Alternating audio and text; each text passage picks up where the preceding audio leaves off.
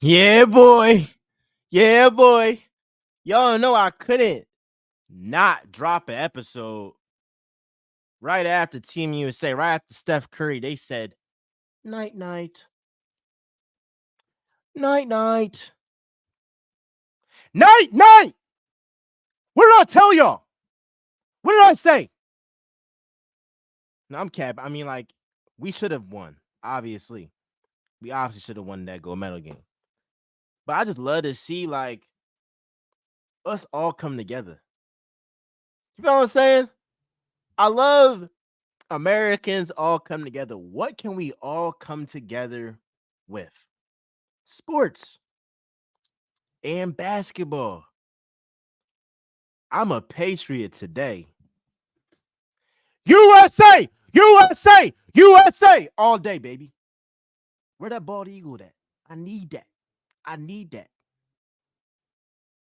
Steph Curry, the best point guard of all time.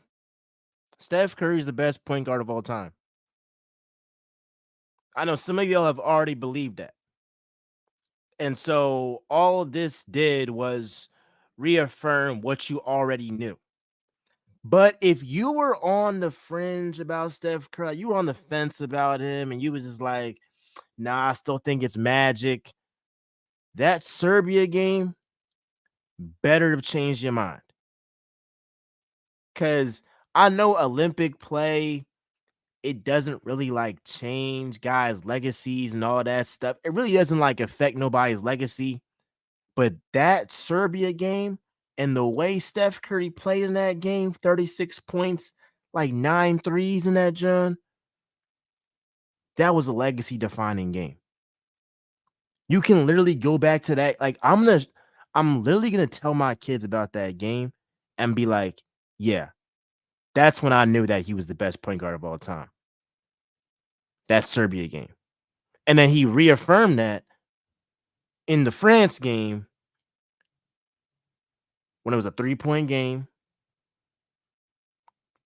and he had to hit clutch shot after clutch shot to get us out of it. Steph Curry is the best point guard I've ever seen in my life. And if you are still saying Magic Johnson, something's either seriously wrong with you or you're old.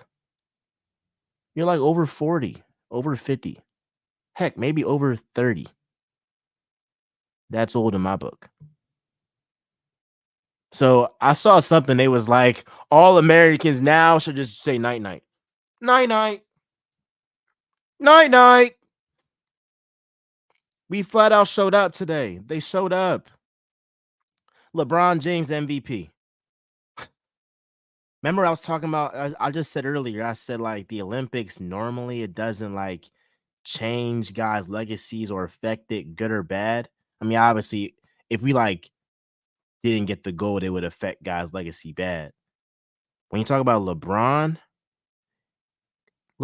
is damn near 40 years old and was the best player on Team USA. He ain't take no back seat like Diana Taurasi at 40 years old. Like, if we're keeping it a stack, LeBron should have took, like, realistically, if LeBron was a human, he would have done what Diana Taurasi did this Olympics. Virtually nothing. Just because she has so much stain, because he has so much stain, he's going to be on the team. Same with Diana Taurasi. But nah, LeBron was literally the best player on the team. The best player on the team. Double-double today. In the semifinal, a triple-double. He's the best playmaker of this generation. LeBron James is the best playmaker of this generation. I'm taking him over Steve Nash. I'm taking him over Chris Paul, Russell Westbrook, whoever you want to say. LeBron James is the best playmaker of this generation. This Olympics run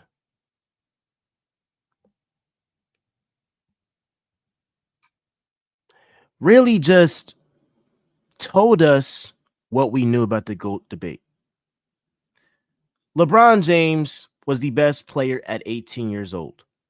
He ain't have no Hall of Fame college coach like Jordan did. He didn't spend multiple years in college. No, he came straight out of Akron, Ohio. Instantly the best 18-year-old we've ever seen. Instantly the best 19-year-old we ever seen. Instantly the best 20-year-old we ever seen. And so on and so on and so on. And now the guy is 39 and he's the best 39-year-old by a stratosphere compared to anybody else. So if you did not think that LeBron James was the greatest of all time, this Olympics run should have told you what you have been already knew. I'm so serious. If you did not think LeBron James was the GOAT, this Olympics run should have proved you wrong. LeBron's the GOAT. LeBron's the GOAT because out of everybody that was on that team, you had KD, you had Steph, you had Devin Booker, you had Jason Tatum, you had Anthony Edwards, Anthony Davis, Joel Embiid. You have the best players in the world. Who was the best player each day? Bron. It's not glazing when it's facts, bro. It's not glazing when it's facts. Jordan would never have done what he could never do this at 39. Just sorry, he could never do that. Could never do that. And my favorite moment from LeBron this Olympics run, I said it in the last episode, I'm gonna say it again. My favorite moment from LeBron wasn't his dunks, wasn't his insane layup package, wasn't all his celebrations when he's flexing, he's dang, strong credit. Wasn't that. It was in clutch time. He deferred to KD because that just showed how much of a high IQ he has to know, hey, look, I'm gonna give the ball to the best ISO scorer of this generation and let him cook. And everybody in America knew that KD was gonna hit that shot at the top of the key.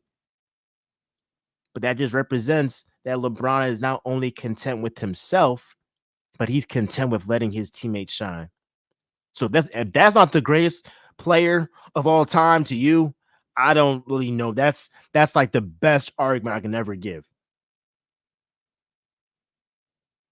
The greatest scorer of all time in LeBron James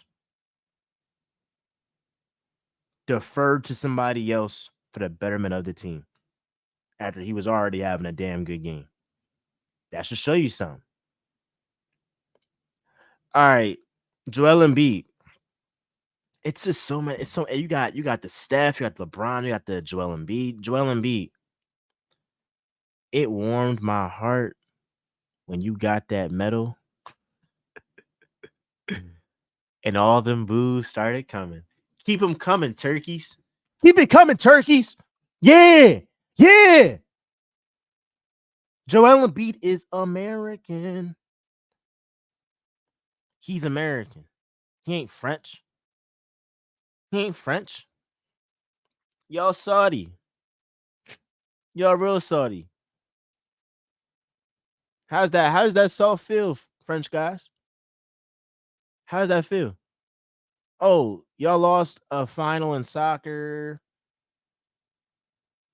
Just saw y'all lost the Euros. Y'all pretty down bad right now. Yeah, y'all got something going basketball wise. I'll touch on that very, very soon. But how does that feel? Y'all booed my man Joel Embiid, and now my man got a gold medal. I love it. I love it. And you can't take nothing away from that. You can't take nothing away from that. Somebody said Michael Jordan changed the game forever, but LeBron's the better player. Yeah, I mean, Jordan changed the game because he was the first to do what he was doing. He was the first to do what he was doing. So yeah, he changed the way that athletes market themselves. He changed the way that the league markets athletes. But LeBron James is an overall better player.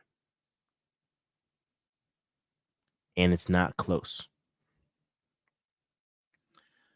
My boy Dion says Steph Curry is the greatest point guard of all time, for sure. For sure. For sure. I'm going to tell my kids that. I'm going to tell my kids. Um, that's a good topic. USA got France's number, and also for Noah Lyles, the USA is world champions. Yeah, but like the thing with Noah Lyles, and after this, I'll go back to the Joel Embiid topic. The thing with Noah Lyles, I appreciate Noah Lyles for calling Team USA and saying if y'all want to be world champions, you gotta be the world champs and face all of the world. The NBA is not world champions. Now, at first, I was like, you're chatting. You're speaking Japanese. You're just yapping, dog. But coming from his perspective, when he has to literally face people from other countries, their best of the best, on the biggest stage, it's no redos. It's not no, well, we got a game 2 next. We got a game 3 next. We got a game 4 next. Nah, it's one try in like less than 10 seconds, or if you're doing the 200, less than like 22 seconds, and you done. I could see where Noah Lyles was coming from. And I'm happy that Noah Lyles called Team USA out because I'm not sure that this team of the Avengers would have been made if it wasn't for what Noah Lyles did. Because you saw every NBA player comment and say, "What is like this guy Chad? Like, what is he talking about?" Like newsflash, we are the world champions. Have you not seen the NBA? Have you not seen Jokic, Giannis, all these guys international that come to the NBA? That's cool, and I understand it. I get it. But the facts are that's not the world championship.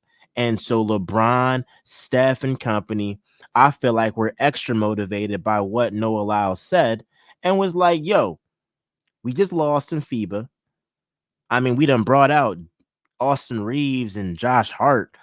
No disrespect, but you can't be serious bringing those guys out to represent Team USA. And so it was like, we got to go ahead and bring out our best players. And what do? We brought our best players and they stood on business and they got it done. So thank you, Noah Lyles, for helping spark this phenomenal team. This phenomenal team. Back to Joel Embiid. I hope that he takes, I hope Joel Embiid takes this moment to be like, being a champion, that feels good. That feels good. I still feel like sometimes Embiid just talks a little bit too much. It's like, all right, bro. Like, just, you feel me? You ain't gotta talk about you playing for Cameroon in 2028. Can we like win this gold, then you talk? So like sometimes he just be talking too much. It'd be too much. But Embiid showed me something against Jokic in Serbia. Embiid showed me something. He showed some heart. He showed that in the biggest stage, he's gonna show up. I wanted to see something like that. I wanted to see Joel Embiid be tested. I wanted to see how he reacts to it's not just Knicks fans, it's all these French fans that's going crazy and only booing you. How are you going to react? And Embiid responded well. It was even Americans hating on him. So he's used to this stuff. So he's going to go through, given what Embiid went through with New York booing him, with France booing him, with Americans not wanting him to be on Team USA for some reason. He's been through hell and back.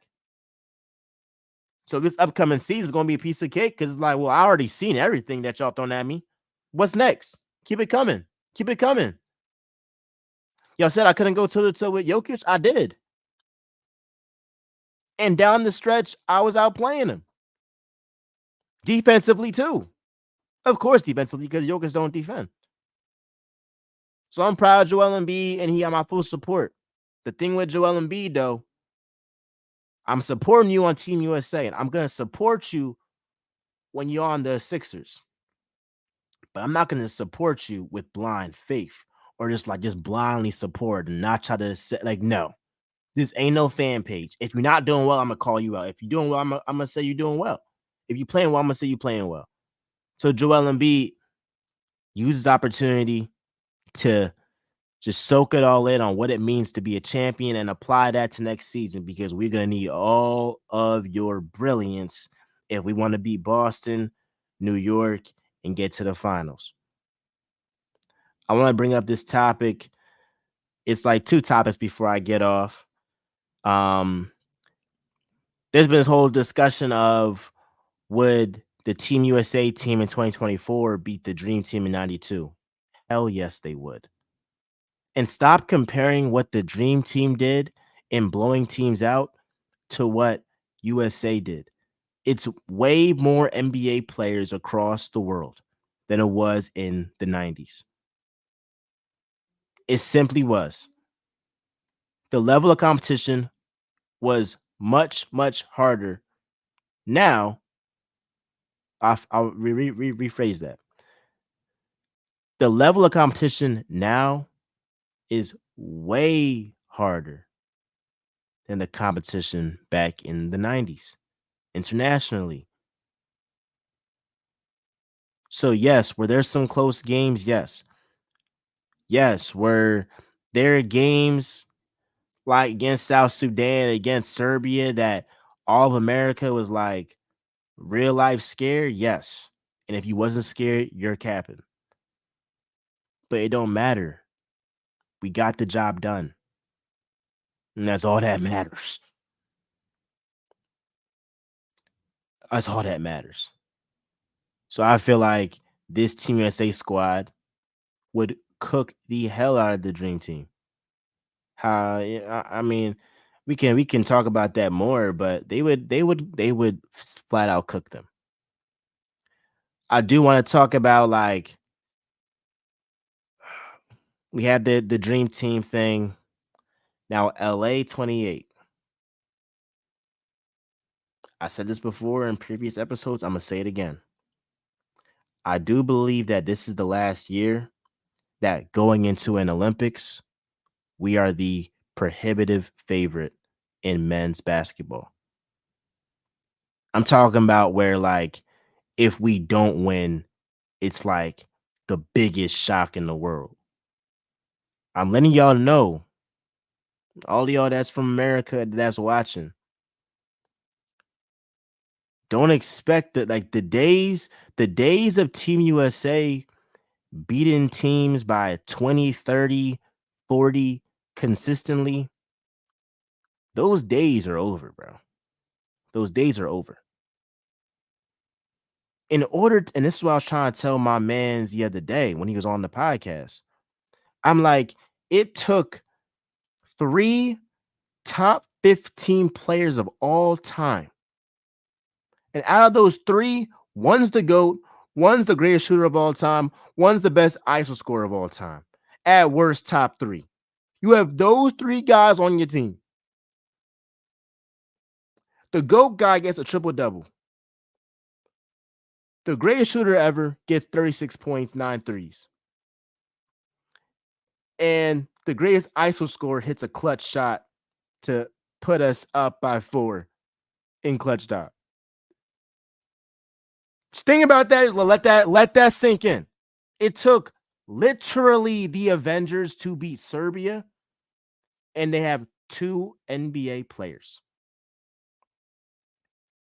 who had good games, but it wasn't like they had like Bogey had like 40 points and Jokic had a 30-point triple double. Like, they had good games, but it wasn't something where it was like, oh, they're doing everything. They had other teammates that was doing so. I'm not going to name all their names because I can't pronounce it, but you know what I mean. They had other guys that was hitting threes, hitting timely threes that are not in the NBA. So when I look at 2028, I look at LA 2028. Who's going to be on this Team USA squad? Tatum, Anthony Edwards, Booker, um, Pai Ja, Cooper Flag, Paulo Banchero, Pi Scotty Barnes, um, and that's off the top of my head right now. And those are some really, really good players. Some of them are already superstars, and by 2028, maybe all of them are superstars. But I'm sorry, none of those guys in 4 years are going to be on Bron's level, Steph's level, or KD's level. And in 2024, it took Bron playing sensational, it took Steph Curry playing sensational, and it took Kevin Durant playing sensational in the clutch to beat these teams.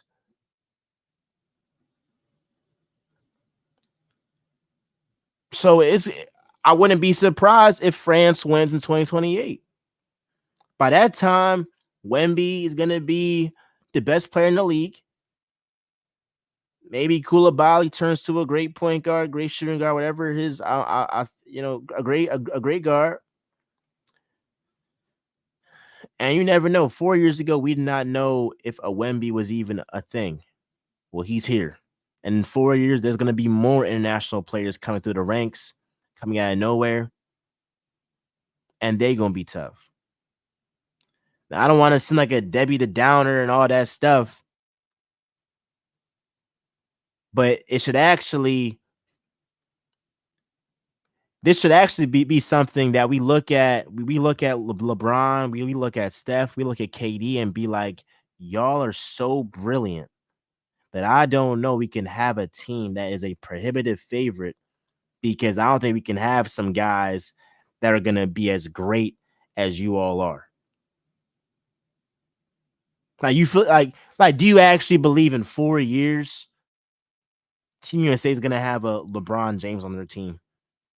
Do you actually believe in 4 years Team USA is going to have the greatest shooter of all time? In 4 years, are we going to have an ISO scorer who plays brilliantly off the ball in Kevin Durant? Heck, maybe Kevin Durant, Steph Curry, play on Team USA in 2028. That would surprise me, but heck, I hope they do. But just put that into context. Like, we had an Avengers like team, and it was still a dogfight. So we have to bring the best of the best, and it's still going to be a dogfight because the world is going to keep getting better. And if we don't bring the best of our best, it's definitely not a guarantee that we win at all. At all.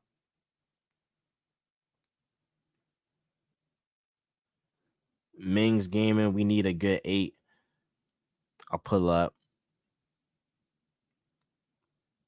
We need a good 8. Oh yeah, I didn't say Jaylen Brown. Jaylen Brown should be on there as long as they don't be weird and do like the whole politics thing. But he should be on there. So it's some good things in store. It's some good things in store. But just back to what we said in the beginning. LeBron James is the greatest player of all time.